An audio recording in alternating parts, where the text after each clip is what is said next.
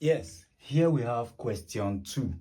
Simplify a minus b over a plus b minus a plus b over a minus b. Good. This is an algebraic question. This is a question on algebra. So algebraic fraction. So what they ask us to do is to combine these two algebraic fractions together to form a single fraction. And to do that, it is an easy job. Let's come with solution here. So first thing, rewrite your question. We have a minus b over a plus b minus a plus b over a minus b. So the next thing is to take the LCM of the denominator. Don't worry yourself about LCM of algebraic terms. So you don't have any problem. Just put the two together.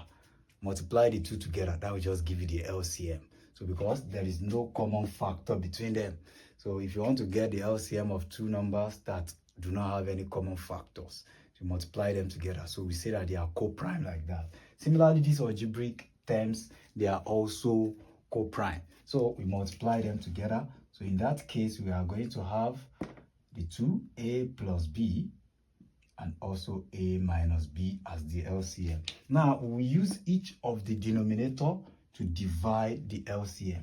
Using this one first to divide the LCM, this will just cancel out this, and it will remain a minus b. A plus b will cancel out a plus b. We have a minus b. Use that a minus b to multiply the term that we have on top. So we have a minus b squared.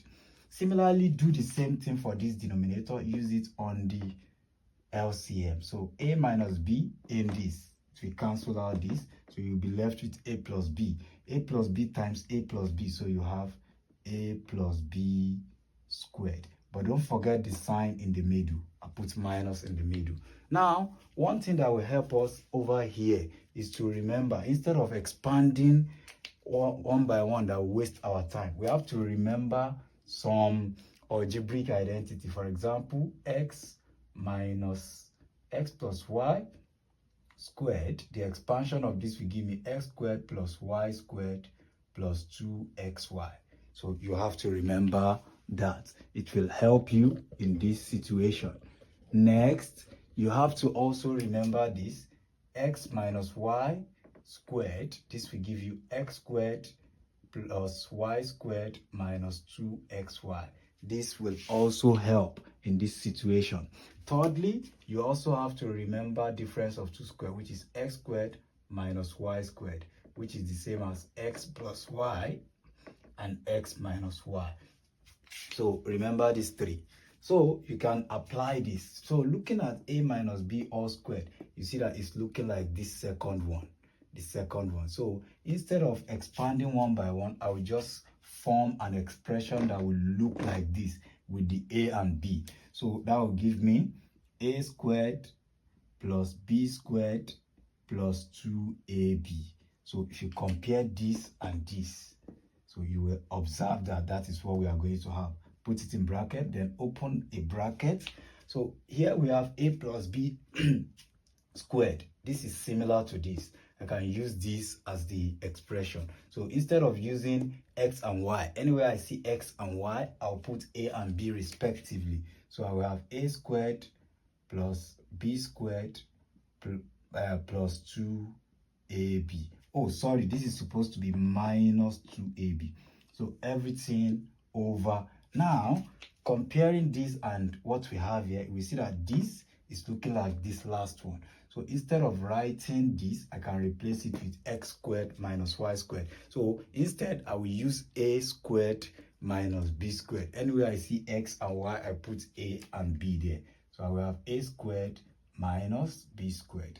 So the next thing after this is to break this down further. So we can open this bracket further. So I will have a squared plus b squared minus 2ab. So open the bracket, we have minus a squared minus b squared minus 2ab, all divided by a squared minus b squared. So from here, certain things can cancel out. A squared and a squared can cancel out. b squared and b squared can cancel out. Why? Because they have opposite signs. Now, but minus 2ab and minus 2ab, they will not cancel out. They will add up together and form a negative sum. So here we have minus 2ab minus 2ab. That will provide minus 4ab, all divided by a squared minus b squared. So, and this is my final answer. Let's go for the options. So we have option C as our correct answer. Thank you.